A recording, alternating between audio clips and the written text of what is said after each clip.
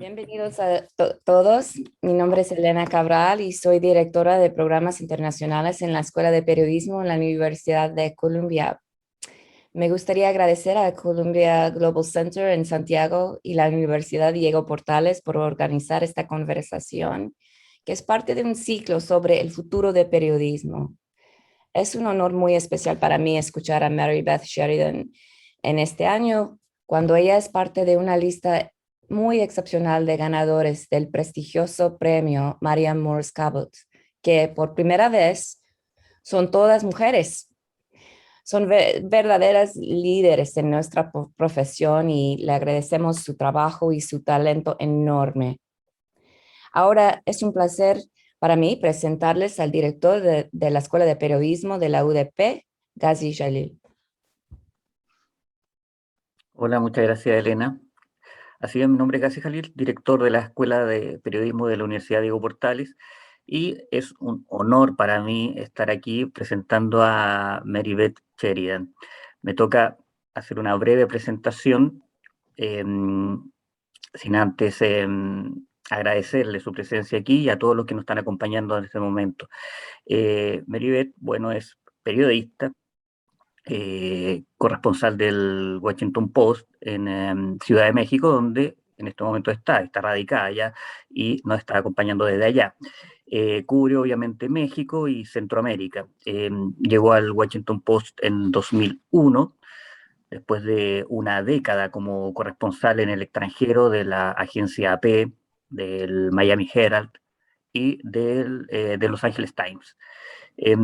Durante su carrera, hay que mencionar que ha estado también radicada antes en Roma y Bogotá, previo a Ciudad de México. Ha cubierto diplomacia, seguridad nacional e inmigración. Se desempeñó también como editora en el extranjero, editora adjunta entre 2016 y 2018. Ha sido finalista, además, del premio Pulitzer por su trabajo sobre terrorismo después del 11 de septiembre. Ha ganado también 2 veces el prestigioso premio Overseas Press Club, primero por su cobertura en América Latina, y hace cosa de días, unas semanas, es por su serie sobre grupos criminales en México. Y bueno, ya lo mencionó Elena, pero acaba de ganar también el premio Maria Morse Cabot, que es, hay que decirlo, el más antiguo reconocimiento internacional en periodismo y que es otorgado por la Escuela de Periodismo de la Universidad de Columbia. Y creo que eso es un buen resumen de Mary Beth. Habría que agregar que habla muy bien el español y que hoy día nos acompaña porque nos va a hablar de las lecciones para cubrir liderazgos populistas en sociedades divididas. Un tema muy contingente y que hay varios ejemplos solo en nuestro continente, Mary Beth. Así que te dejo con quienes nos acompañan ahora y también tengo que avisar que pueden hacer sus preguntas a través del chat y después de su exposición podemos conversar con Meribeth respecto de las dudas que vayan surgiendo. Eso, Meribeth, te dejo. Bueno, muchas gracias, Gali. Casi. Fue en junio pasado, llegó un momento en que yo estaba harta. Llevaba ya 3 meses cubriendo la pandemia, llamando a epidemiólogos, doctores, oficiales, etcétera, siempre desde mi escritorio de mi apartamento. Estaba tratando de cubrir un evento de una inmensa importancia para el mundo, pero sentí que no estaba sintiéndolo, no estaba viendo las víctimas, no estaba entendiendo, presenciando lo que estaba pasando. Entonces, decidí ir a uno de los epicentros en México del brote de la pandemia, que era un lugar que se llama el Central de Abasto. Es el mercado más grande en América Latina, enorme, 90,000 personas trabajan allí y obviamente habían habido muchas muertes. Pasé 3 días tratando de entender lo que había pasado allí y lo que logré entender era el papel de la pobreza en todas las muertes de la pandemia. La gente que trabajaba ahí, que se infectaba, que moría, Era gente en muchos casos, bueno, que tenían que trabajar, no podían hacer home office, ¿no? Era gente en muchos casos con comorbilidades que son muy asociados a personas que no tienen buena nutrición, por ejemplo, el diabetes, hipertensión, etcétera. Muchos no tenían un buen cuidado médico y muchos no creían realmente las advertencias del gobierno sobre la pandemia, sobre de poner cubrebocas, etcétera, etcétera. En fin, para mí la experiencia fue increíble en muchos aspectos. Y uno era que yo fui la primera periodista de ir ahí y hacer un reportaje. Los medios mexicanos no fueron. De hecho, hasta hoy, realmente, por lo general, han sido periodistas extranjeros que han ido ahí para entender el brote. Yo lo menciono porque una cosa muy curiosa pasó con la cobertura de la pandemia en México. Es una sociedad ahorita muy dividida, muy polarizada. Y yo creo que la pandemia se achicó aquí. Se veía como un escándalo político más. Habían montones de artículos sobre que el presidente no estaba poniendo un cubrebocas, que cuántos muertos habían comparado con otros países o comparado con lo que decía el gobierno. Muchas críticas sobre la estrategia del gobierno, pero no había mucha investigación. Yo creo que una primera lección sobre cómo cubrir gobiernos populistas y cómo funcionar, cómo trabajar en una sociedad es no tomar partido.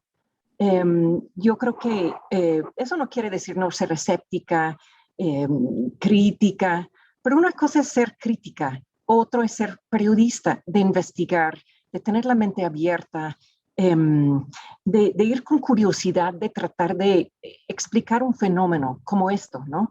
Que era tan grande.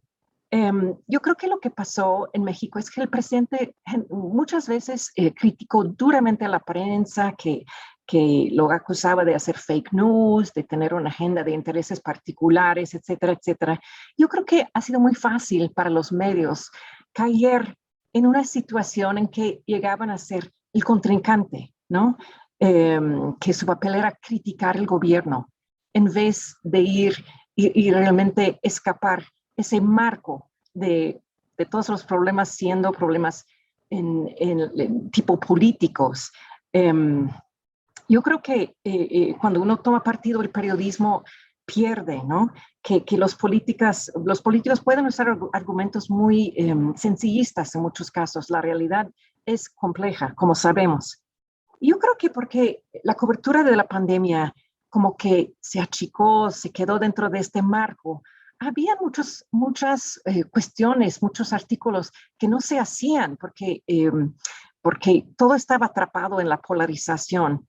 Por ejemplo, nunca vi un buen perfil del doctor que manejó la respuesta de México a la pandemia. Era un doctor que llevaba muchos años en el sistema de salud, pero nunca entendíamos realmente cuál había sido su trayectoria, por qué llegó a tomar las decisiones que tomó.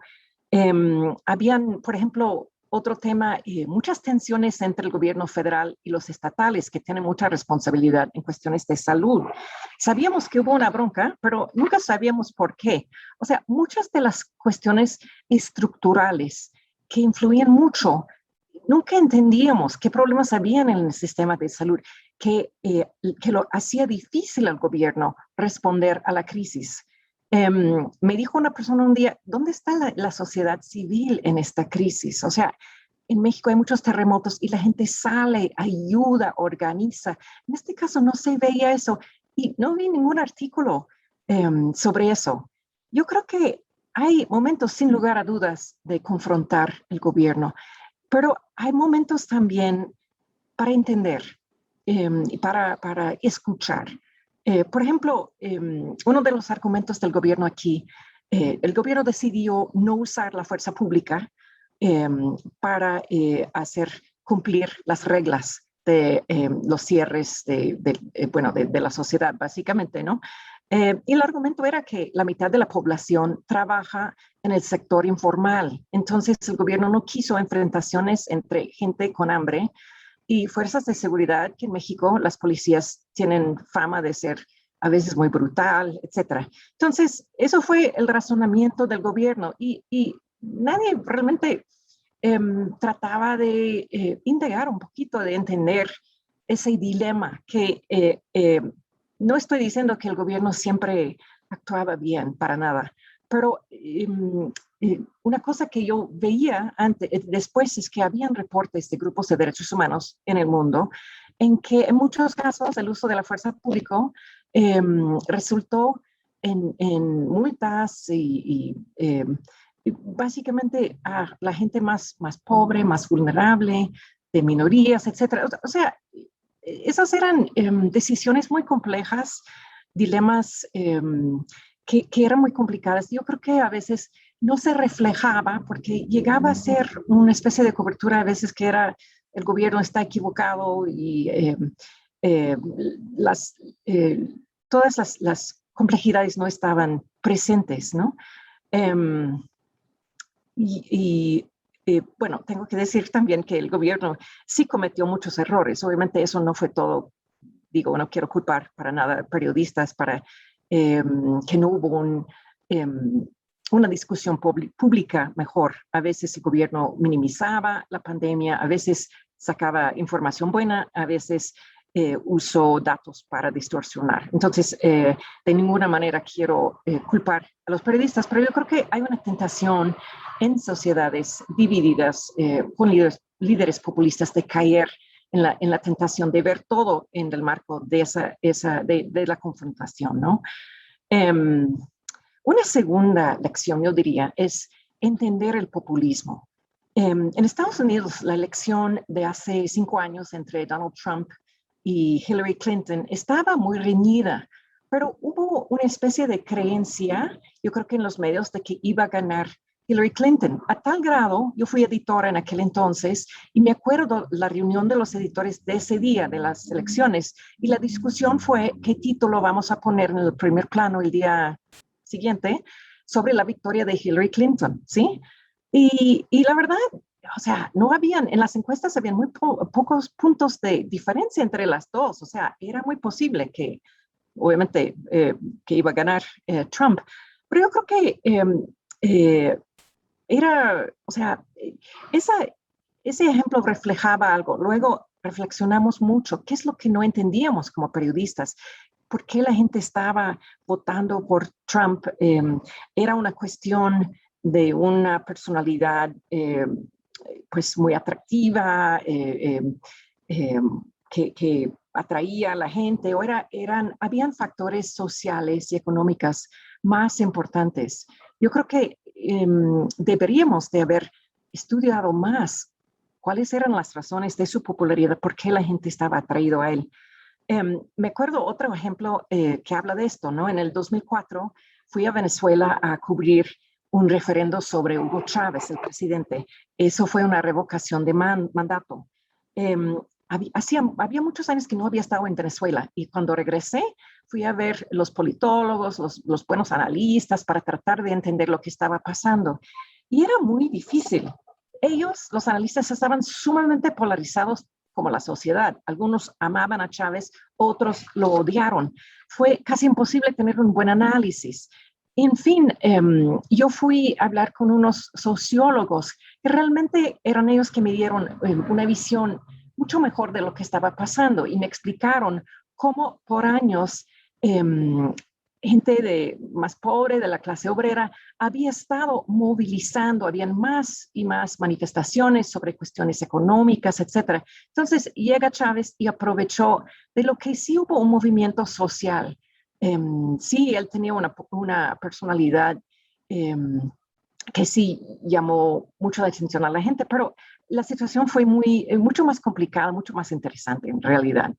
Entonces, yo creo que es sumamente importante que hablamos con todo el mundo, que escuchamos esas voces, que reflejamos esas voces en nuestros artículos, que hablamos con gente que, bueno, de todos lados. O sea, en México, otro ejemplo es, yo estuve en México 5 años en los años 90 como periodista Y en aquel momento, en México estaba a punto realmente de transitar a una democracia plena, desde un sistema unipartidista que duraba 70 años, ¿no? Y había mucha gente, activistas, académicos, etcétera, gente de oposición, que estaba tratando de construir instituciones democráticas, un instituto electoral, otro para la transparencia, para el gobierno, etcétera. Yo salí de México en 2001, regresé a Estados Unidos, regresé otra vez hace un par de años para ser corresponsal otra vez. Y lo que me sorprendía es cómo el presidente actual, López Obrador, criticaba a veces muy fuerte esas instituciones democráticas. Y para mí era una sorpresa, eran casi sacrosantos. Pero yo creo que una cosa importante es que esa élite bien intencionada, gente tratando de construir una democracia, instituciones fuertes, etcétera. Yo creo que hasta cierto punto hubo una conversación en un nivel y mucha gente en México vivió esa transición democrática, no vio un mejoramiento en su vida. Esas instituciones tan, lo que nos parecían tan maravillosas y son maravillosas, pero no tenían el impacto por mucha de la sociedad que se pensaba, ¿no? Entonces, tercera lección es cuidado con las fuentes. Yo creo que es muy importante. Para mí era muy fácil en México, o algo fácil, en los años 90 escribir de la situación en México, porque fue un estado todavía medio autoritario. El argumento de casi todos los analistas y grandes académicos, etcétera, era que era necesario transitar a la democracia. Un argumento que es un poco difícil de no estar de acuerdo, ¿no? Entonces, yo creo que hoy día es un país más complejo y es a veces difícil encontrar analistas que están realmente tratando de entender el fenómeno López Obrador, qué significa y poder dar el crédito a veces cuando es que él lo merece, ¿no? Cuarta lección y última es, yo diría, investigar con rigor y energía. Yo creo que cuando hay violaciones de derechos humanos o de principios democráticos, hay que señalarlos, hay que documentarlos.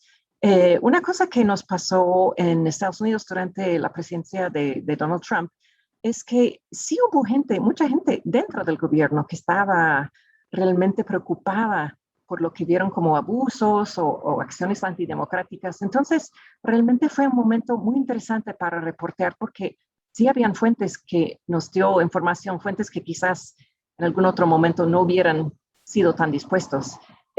Yo admiro mucho el trabajo que he visto en varios medios, bien documentado, bien serio. Por ejemplo, en El Faro, en El Salvador, hicieron una investigación el año pasado sobre cómo el gobierno había tenido negociaciones secretas con las pandillas y llegaron a un acuerdo con las pandillas para bajar la violencia. Era una investigación súper bien documentada, no era una investigación que simplemente se veía como pegando al presidente, pero más bien todo muy serio, con documentos realmente bien hecha. No quiero, para terminar, minimizar los retos de periodistas trabajando en países como El Salvador, donde justamente el presidente ha ido en contra del Faro, no solamente con insultos y descalificaciones, pero empezando con una investigación de sus impuestos, quitando visas a sus periodistas. En México, el presidente también critica mucho a la prensa, trata de descalificarlo. Hay un evento, él tiene una rueda de prensa todos los días, y en una vez a la semana, tiene un nuevo ejercicio que se llama ¿Quiénes quieren las mentiras? Y los que son los blancos son periodistas. Y ocurrió una cosa muy interesante hace como una semana. El presidente criticó a un periodista que hizo una investigación muy buena y muy importante sobre abuso de tierras del gobierno. Y el periodista fue a la rueda de prensa del presidente, pidió el micrófono y dio una explicación muy serio, muy calma, muy profesional sobre qué había hecho, todos la información que él había sacado, y habló un poco de la importancia de de periodistas y cómo hacen su trabajo. Y me parecía un acto de valor cívico, un ejemplo, una lección al público de cómo realmente trabajan los periodistas. Pero sin duda es un momento bastante difícil para periodistas en muchos países que tienen esos liderazgos populistas y expreso toda mi solidaridad. Gracias.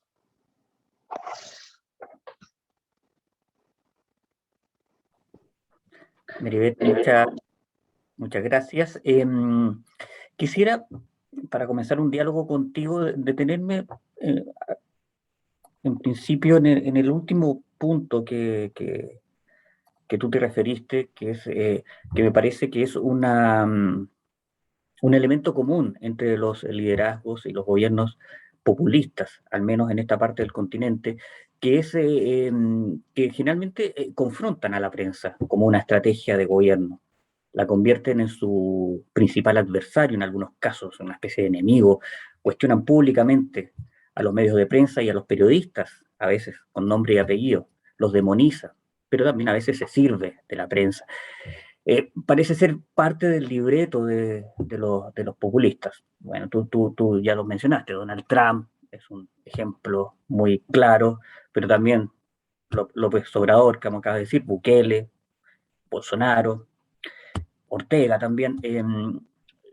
¿Qué tan peligroso para las democracias ves tú esta estrategia de los gobiernos populistas? Pues yo creo que es muy, muy peligroso porque, o sea, la idea es quitar la credibilidad de una prensa que en México lo que me ha parecido interesante, porque a veces hasta me pregunto por qué todo el tiempo está hablando de la prensa, el presidente. Y yo creo que es porque la oposición política en México es muy, muy débil ahorita, ¿no? Entonces, lo que más puede costar, digamos, al gobierno es lo que sale en los medios, ¿no? Como que los medios surgen como figura política que no deben de ser realmente, o sea, se supone en una democracia hay oposición política, ¿no? Yo creo que pasó una cosa muy curiosa en Estados Unidos durante la presidencia de Trump. El Post crecía, su número de lectores crecía mucho, ¿no? Porque había una parte de la sociedad muy preocupada por lo que estaba pasando y el Post hizo periodismo bastante agresivo, yo creo que tratando siempre de ser equilibrada, pero agresiva, y eso hasta cierto punto le gustó al público que estaba preocupada por Trump. Pero hay otra parte de la población que seguía, o sea, era que vio a los periódicos, digamos, tradicionales, los periodistas tradicionales como sesgados y iban o por medios que eran muy pro-gobernistas, como el Fox News, o por comunicación directa del presidente, por ejemplo, con su Twitter. Y yo creo que en final de cuentas, ahorita se ha visto en este último año qué tan peligroso es. O sea, por un lado hay gente que no creía, por ejemplo, en el coronavirus, que no creía en las vacunas, y se ve que pues el resultado es un número de muertes pues innecesariamente alta, ¿no? Y otra cosa que fue increíble fue el asalto al Capitolio en enero, de gente que creía que Trump había ganado la elección y realmente lo que eran los medios serios, citando hasta oficiales republicanos en los estados, o sea, era muy claro que Trump no ganó, pero esta gente no creó lo que decían los medios. Entonces era gente muy manipulable y gente que podía haber sido usado para fines muy antidemocráticos, como ese ataque al Capitolio. Y yo creo que es un dilema para los medios, cómo atraer o cómo mantener la credibilidad en frente de una parte de la sociedad bastante importante. Yo creo que es la hora de realmente para los medios, como digo, reportear con mucha seriedad, tratar de explicar al público cómo hacen su trabajo y no caer en la tentación inconsciente, quizás, de querer combatir el gobierno y pelear, ¿no? Más bien yo creo que tiene que tratar de mantener un equilibrio, o sea, en la forma de trabajar, que nuestro trabajo no es ser enemigo del gobierno, ¿no? Y, a ver, un segundo. Meribeth, perdón, pensé que estaba sin audio. En ese último punto, ¿cómo ves tú el Washington Post? ¿Cómo ha hecho el trabajo, esto de mantener el equilibrio que tú dices? O sea, en general, según tu experiencia, tú mira, ¿cómo ha hecho bien su trabajo la prensa al cubrir estos gobiernos populistas? Pues la dirección del editor del Post era cuando le preguntaron cómo van ustedes a cubrir la administración del presidente Trump. Él dijo, pues igual de siempre, vamos a trabajar. O sea, no tenemos ninguna filosofía diferente o algo así. Como digo, bueno, su gobierno fue un gobierno muy dividido por adentro, ¿no?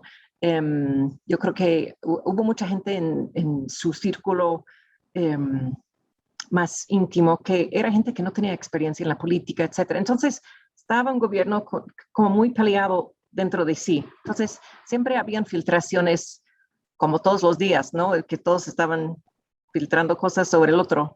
Pero yo creo que también el Post pudo, por un lado, aprovechar del hecho de que había gente dentro del gobierno muy nervioso y que estaba más dispuesto a dar detalles de lo que estaba pasando.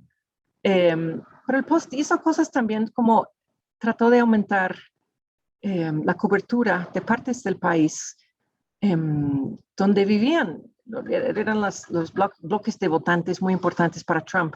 Tratar de entenderlos, ¿no? Y escribir sobre comunidades rurales, por ejemplo, grupos de cristianos conservadores, que eran un grupo muy importante de apoyo para Trump, tratar de realmente reflejar más sus puntos de vista y entender de dónde venía ese entusiasmo para Trump. Vale, Meribeth. Y otro elemento también que quiero destacar, que también lo mencionaste, que es un elemento al parecer común entre estos liderazgos, es esta recurrencia, esta forma de recurrir a prácticas de comunicación directa, ¿no? Lo que tú mencionabas de Twitter, por ejemplo, eh, saltándose a la prensa, digamos, es decir, a veces dando sus mensajes como lo hacía Trump sin filtro alguno, diciéndolo, también lo hace Bukele. Y también recurriendo en algunos puntos también a las fake news. ¿Cómo ves esto tú, Meribeth? ¿Cómo lo analizas? Es interesante, como tú decías, Trump usaba Twitter muchísimo, ¿no? El presidente López Obrador en México tiene una rueda de prensa todos los días, como digo, y puede durar pues fácilmente 1 hora y media, 2 horas. Entonces, y es a las 7 de la mañana, entonces como que pone el tema para todo el día, ¿no? Que sale en la prensa, que sale en las redes de comunicación social. Se ve también en El Salvador, el presidente Bukele es muy activo en Twitter y tiene eventos casi todos los días con anuncios de lo que está haciendo el gobierno. Entonces, yo creo que obviamente funciona políticamente para ellos, pero es importante para los medios tratar de encontrar maneras de cómo fiscalizar estos anuncios. Por ejemplo, en el Post hay algo que se llama el fact checker, ¿no? Que hay de hecho, un equipo. La persona que maneja esto se llama Glenn Kessler, empezó antes de Trump, ¿no? Que hizo notas frecuentes tratando de ver, analizar las declaraciones, saber qué tanto eran verídicos o no, y siempre hablando con expertos, con documentos, o sea, no solamente una opinión de él. Durante la presidencia de Trump se expandió ese equipo a tener 2 o 3 personas porque decía tantas cosas que eran realmente falsas, o sea, no eran cuestiones de exagerar un poquito sus logros o algo así, eran falsedades completas, ¿no? Entonces, el post era una especie de dilema también, yo creo que para la prensa estadounidense, porque decir que un presidente miente es una palabra muy fuerte, o sea, y siempre se usaba otras palabras un poco más suaves, ¿no? Porque mentir significa que quiere decir una cosa falsa y sabe que es falso, ¿no? Pero en fin de cuentas se empezó a usar, o sea, por la tradición de una prensa que trataba siempre de ser equilibrada, no se quería inicialmente usar esas palabras tan fuertes como están mintiendo, pero finalmente sí, se adoptó ese lenguaje porque era muy claro, ¿no? Y era muy importante entonces tener una especie de periodismo de checar, revisar lo que había dicho el presidente y sacarlo rápido, ¿no? Para que la gente supiera, el presidente dijo tal cosa, pero estos son los hechos, ¿no? Porque estaba diciendo falsedades todo el tiempo. Entonces yo creo que eso fue un ejercicio que funcionó, aunque obviamente el presidente seguía diciendo muchas falsedades. Así es. Mira, están llegando las preguntas, te las voy a leer a medida que están llegando a nuestro chat de quienes nos están presentes en este webinar.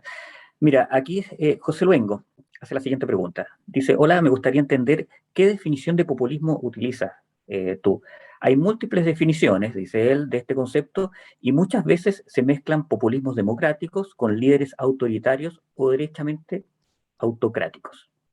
Esa es una pregunta excelente y de hecho yo casi no uso la palabra populista porque yo creo que es demasiado, como dice la persona que mandó la pregunta, es una palabra que se usa para todo y entonces yo creo que falta o sea, no tiene significado hasta cierto punto, ¿no? Yo creo que los populistas son presidentes que sí tratan de tener esa comunicación directa con el pueblo, que no,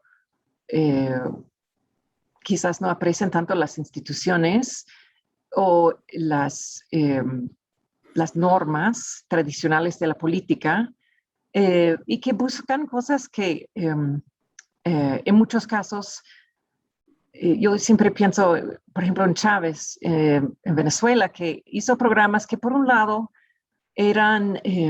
hizo muchos programas sociales y la gente los apreciaba, ¿sí? Era interesante ir a ver y hablar con personas que estaban beneficiarios, ¿no? Que nunca habían tenido cosas del gobierno y se entendía, yo entendía la popularidad de Chávez por muchos años, pero lo que sí era muy claro para mí es que no hubo, en el caso de Venezuela, una sustentabilidad de esos programas, o sea, era casi dinero tomado del gobierno y dado a grupos locales, o sea, sin un sistema en la burocracia para manejar esos programas, sin planeación, ¿no? Entonces, aunque yo entendí la popularidad del presidente y la gratitud de la gente que no había tenido esas comida y posibilidades de estudiar, etcétera, hubo un desprecio para sistemas que garantizan que hay una sostenibilidad. Entonces, yo creo que Chávez puso el país en el camino a un desastre económico, ¿no? Entre otras cosas, y que ahí ya no hay esos programas porque no hay posibilidad de financiarlos, ¿no? Así es. Yo creo Acá que tengo otra. con Perdona, María. López Obrador es difícil porque es una persona que hasta cierto punto no cabe fácilmente en las categorías populistas. O sea, él viene de izquierda, pero en ciertas cosas es muy conservador. Y es una persona que yo creo que es importante enfatizar que él se ha quedado dentro de las normas democráticas, digo, por lo general, ¿sí? Pero hay otros líderes que están muy fuera o sea, son autoritarias, básicamente, o llegando hacia un autoritarismo como, bueno, en Nicaragua ni hablar, ¿no? O en El Salvador se ve un autoritarismo muy pronunciado. Así es. Mira, te tengo otra pregunta que nos llegó de Melba Castillo. Dice, buenos días. ¿qué podrías decir de los horrores que está haciendo Ortega en Nicaragua, que llegó a cerrar y ocupar el periódico más antiguo de ese país, La Prensa? ¿Qué podría decir de los periodistas que siguen haciendo su trabajo pese a estas condiciones? Gracias, Melba. Sí, tiene toda la razón, es un horror. Y de hecho, yo colaboro con un periodista nicaragüense muchas veces, especialmente durante la pandemia, no podía viajar tan fácilmente. Entonces, él estaba en Nicaragua y yo colaboraba con él y tengo un gran, y entendí a través de él toda el miedo de los periodistas, todas las amenazas que estamos viendo hoy en día con, como dices, el allanamiento de la prensa, con periodistas que están siendo interrogados, etcétera, etcétera. Yo creo que no diría necesariamente que Ortega es populista, yo creo que realmente está yendo a un gobierno, por cierto, autoritario y uno podría ser dictatorial, ¿no? Porque realmente ha quitado de la elección presidencial de noviembre casi todos sus oponentes a través de leyes que los acusan de ser traidores, etcétera.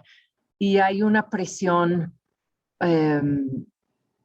terrible sobre los periodistas y es impresionante ver cómo los periodistas de Nicaragua han logrado seguir cubriendo el país, a veces de lugares clandestinas, a veces desde fuera del país. Yo creo que es una lástima tremenda, ¿no? Porque el país está siguiendo en una dirección muy dictatorial y yo creo que es importante que, bueno, para organizaciones internacionales, obviamente, reconocer el trabajo de estos periodistas, protestar, etcétera. Pero sí, estoy totalmente de acuerdo, es un momento terrible en Nicaragua.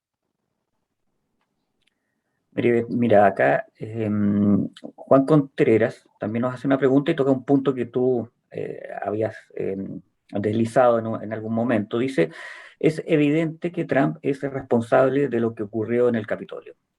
Da la impresión que no tendrá castigo como conspirador.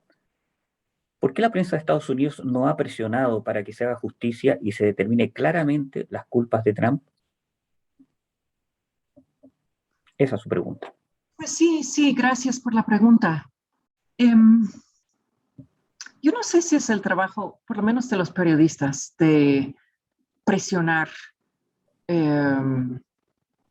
que él sea, o sea, que hay una determinación de que él es culpable. Hay comisiones en el Congreso, hay obviamente muchas investigaciones sobre los actores, muchos centenares de ellos han estado acusados formalmente en las cortes sobre los ataques. El presidente Trump obviamente no, y él dice que no fomentaba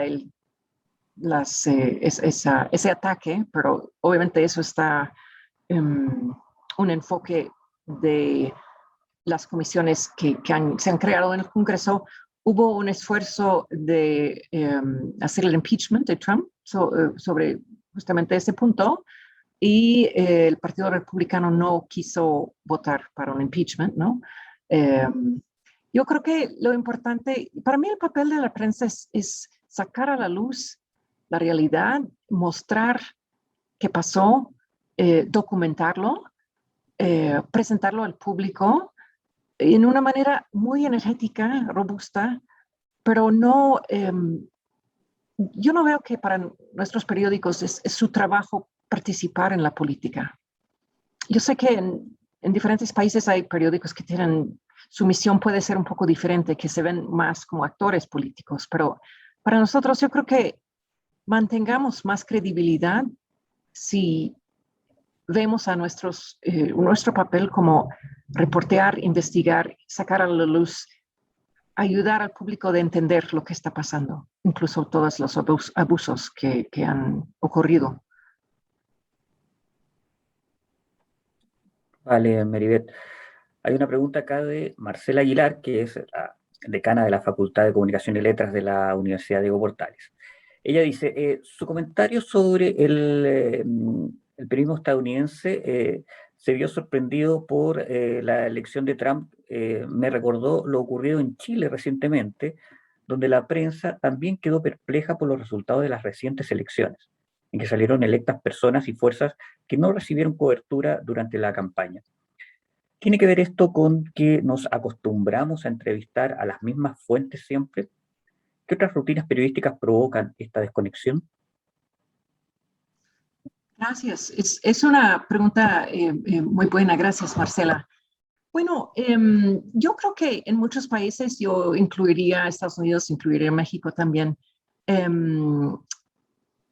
un periodismo muy centrado en la capital y en que sí se ven las mismas fuentes, en muchos casos, que están siendo citados.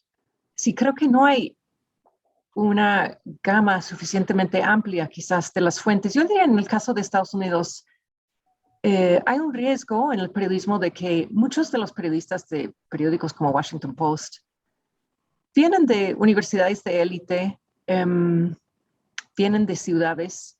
Entonces, no quiero, o sea, sí hay periodistas que vienen de otros lados, por cierto, pero puede haber a veces una cierta visión del país que viene de esas, o sea, gente urbana, gente muy educada, etcétera.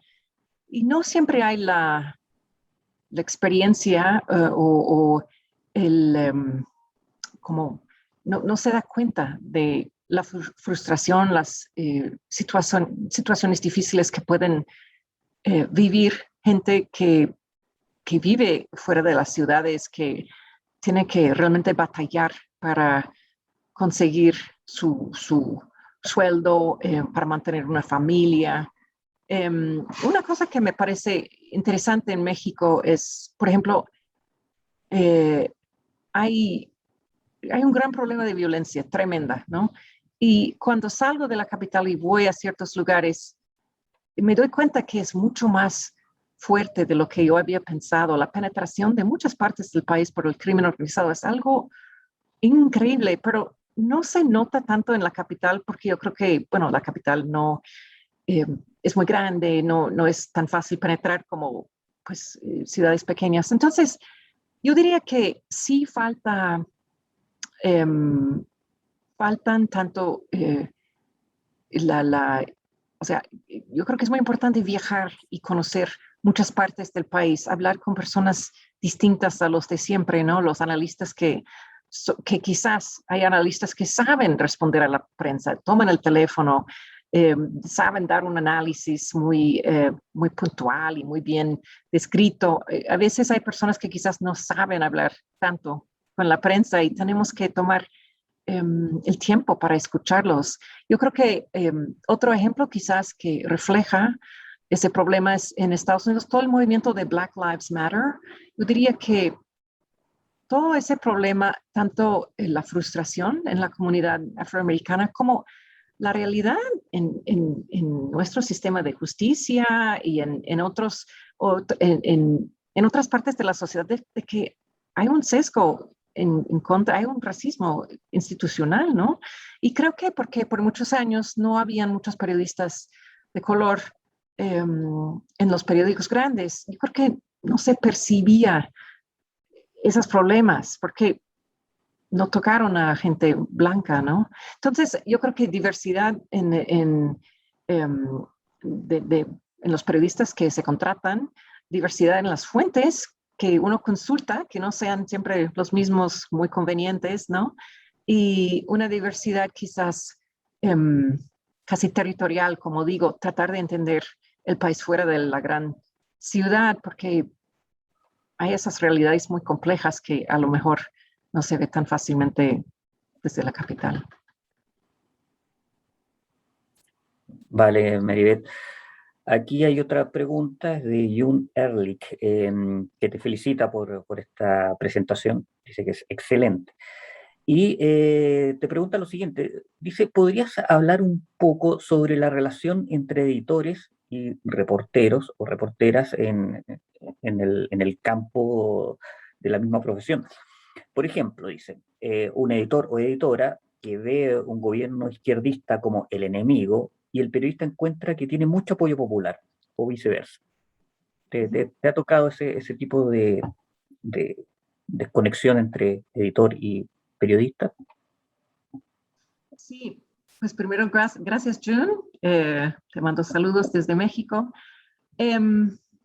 Sí, yo creo que hay varias cosas. Uno es que a veces hay un intento de juntar todos, decir, los líderes populistas, Bolsonaro, Trump, Bukele, etcétera, y López Obrador, tratarlos todos como si fueran el mismo. Y hay diferencias muy importantes que yo creo que si hay similitudes, hay diferencias. Por ejemplo, el manejo de la pandemia, ¿no? Yo creo que en Brasil se veía un Bolsonaro que negó o minimizó la pandemia, ¿no? López Obrador en México sí lo minimizó también, pero tenía un equipo de científicos bastante buenos que estaba manejando la pandemia. Yo creo que ese equipo hizo sus errores, sin lugar a dudas, ¿no? Pero no es que el hecho de que el presidente, por ejemplo, no quiso poner cubrebocas, no significaba que no hubo un esfuerzo importante para enfrentar la pandemia y unas barreras, como decía antes, estructurales, como el mal estado del sistema de salud, el problema de las comorbilidades dentro de la población, esas eran cosas muy complicadas para manejar, ¿sí? Entonces, yo creo que a veces usar esas epítetas o sea, populista, o sea, yo creo que es importante decir a los editores, oye, no es siempre lo mismo, ¿no? Yo creo que otra cosa que pasa a veces es que yo diría eso no es tanto de los editores, pero hay una simplificación a veces en Estados Unidos en los círculos que tratan con América Latina, los expertos o financieros o analistas que no siempre entiendan la complejidad, o sea, están más dispuestos a ver las cosas de un marco de Estados Unidos donde la izquierda realmente no tiene un papel tan importante como en América Latina, ¿no?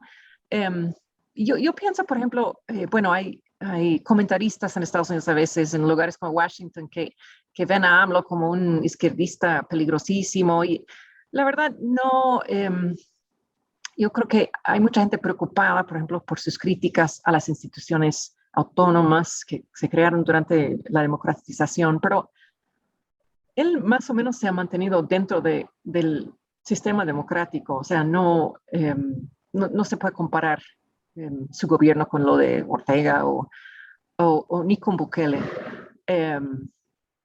Y yo creo que a veces hay una falta de poder entender las realidades de otros países, como pensando otra vez en Chávez.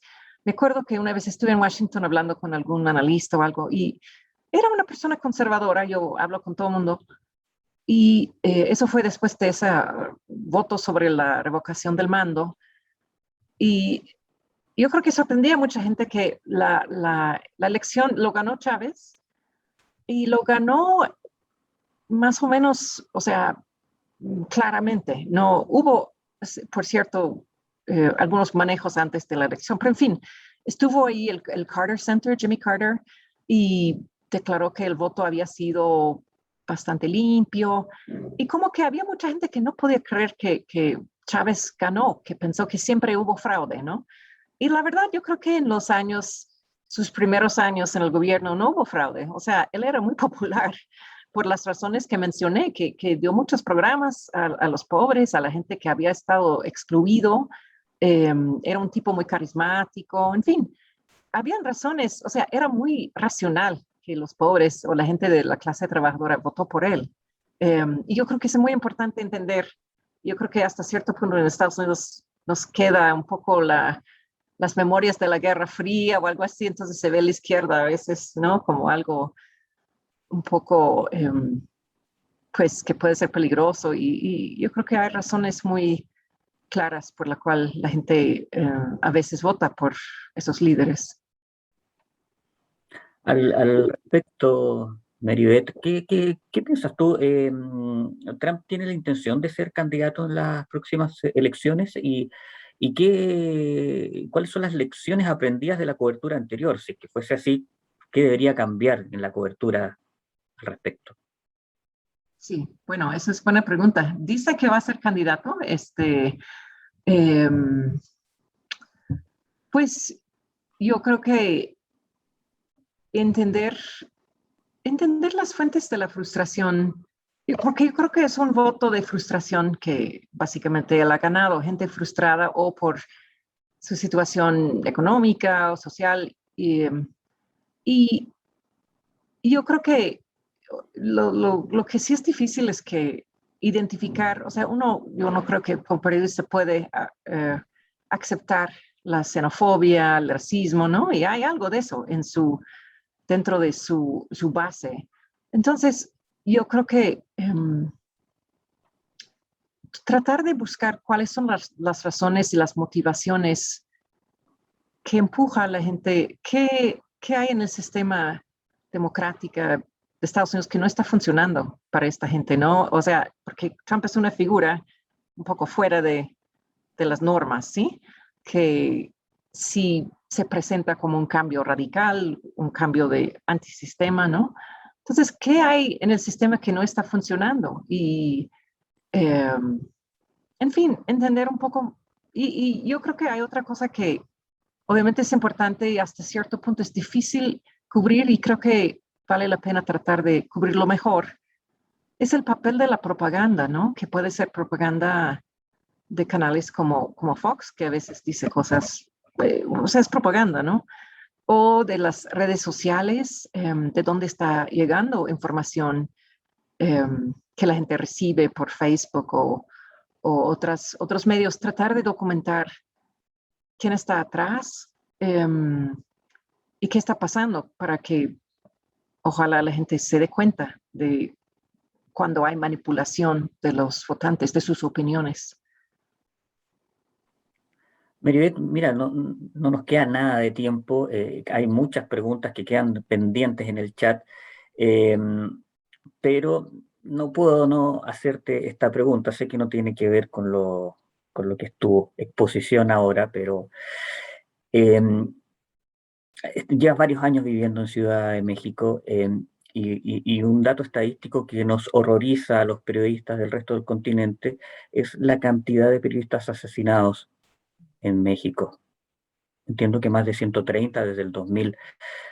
¿Cómo es tu vida? ¿Cómo es ser periodista en ese país que están, entiendo que es de los más peligrosos para ejercer el periodismo en el mundo? Sí, pues obviamente, especialmente cuando uno va, hay ciertas zonas del país y siempre hay más, francamente, donde uno tiene que tomar mucho cuidado en ir, o sea, siempre consultar y los periodistas locales son los mejores fuentes en muchos casos para saber qué puedo hacer, qué no puedo hacer. O sea, yo hice una nota hace poco, teníamos elecciones en junio para el Congreso y varios gobernadores, y yo sabía que iba a haber mucha violencia porque realmente lo que está pasando es que grupos de crimen organizado están tratando de penetrar eh, municipios, o sea, y controlarlos, ¿no? Eso es algo que se ve muy claro. En fin, yo iba a ir a un lugar donde era muy evidente que habían amenazas en contra de uno de los candidatos y hablé con una periodista local y le dije, oye, ¿puedo ir y puedo reportear? Y me dijo, tienes que ir con la Guardia Nacional, no hay, con la policía, no puedes ir sola. O sea, hay lugares así, yo creo que siempre busco en lugares, lo que es difícil, yo he tenido un poquito de experiencia en cubrir guerra, por ejemplo, estuve en Irak durante la invasión de hace años y hasta cierto punto uno entiende que es una guerra, ¿no? Yo creo que en México, cuando uno va a ciudades y municipios que son peligrosos, no se ve el peligro necesariamente. Igual en partes de Centroamérica, o sea, uno va y todo se ve normal, ¿sí? Entonces, es importante hablar con personas que saben la realidad, los periodistas locales, a veces gente de grupos de derechos humanos o de sacerdotes o gente que realmente sabe lo que está pasando y te puede dar buena información fidedigna de cómo se puede operar. Y a veces trato de ir acompañada de alguien de la comunidad, un maestro o alguien que puede presentarte, puede decirte mejor no hacer esa o lo otro. Pero yo creo que tengo que enfatizar que el peligro realmente es mucho más grande para periodistas mexicanos que extranjeros. Yo creo que hay un cierto, yo creo que se sabe que si uno matara o secuestrara a un periodista extranjero podría ser un problema más grande. Y cuando matan a periodistas mexicanos, en muchos casos no pasa nada. O sea, hay muy pocas investigaciones, muy poca gente que eh, eh, casos donde hay un culpable que va a la cárcel, etcétera.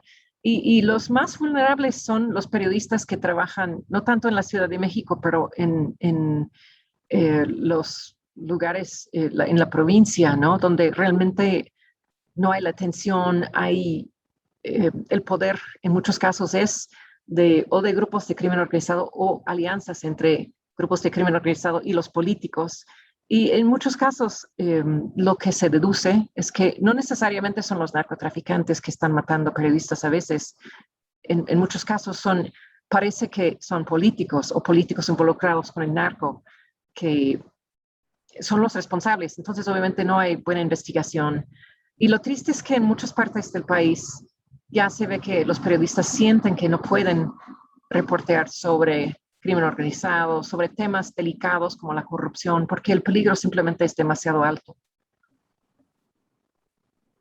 Vale, Maribeth, qué compleja y qué terrible la situación que nos cuentas.